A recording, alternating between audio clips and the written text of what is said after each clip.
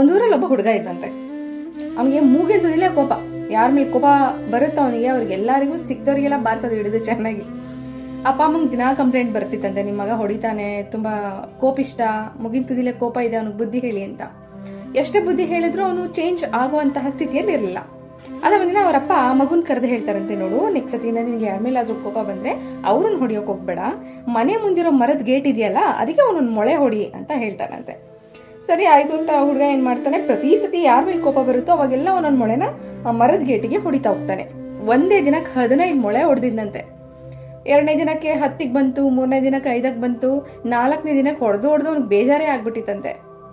ಯಾಕಂದ್ರೆ ಅವನ ಎನರ್ಜಿ ಎಲ್ಲ, ಅವನ ಫ್ರಸ್ಟ್ರೇಷನ್ ಎಲ್ಲ ಅವನ ಇದ್ರಲ್ಲಿ ಖಾಲಿ ಆಗ್ತಾ ಇತ್ತು ಆ ಮೊಳೆ ಹೊಡಿಯೋದ್ರಲ್ಲಿ.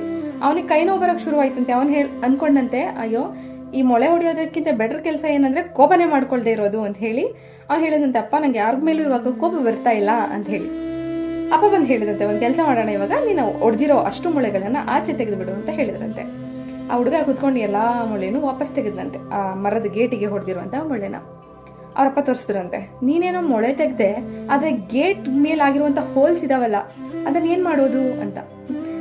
ಅವಾಗ ಹೇಳಿದಂತೆ ತಂದೆ, ನೋಡು ನಾವ್ ಯಾರಿಗೋ ಒಬ್ರಿಗೆ ಗೊತ್ತೋ ಗೊತ್ತಿಲ್ದೇನೋ ನೋವು ಮಾಡ್ಬಿಟ್ಟಿರ್ತೀವಿ, ಆದ್ರೆ ಕೋಪದಲ್ಲಿ ಇನ್ನೊಬ್ರು ಹೊಡೆಯೋದೋ ಬೈಯೋದೋ ಮಾಡ್ತೀವಲ್ಲ ಅದು ತಿಳಿದು ಮಾಡಿರುವಂತಹ ಅಪರಾಧ. ಅದರಿಂದ ಎಷ್ಟೋ ಜನರಿಗೆ ನೋವಾಗಿರುತ್ತೆ.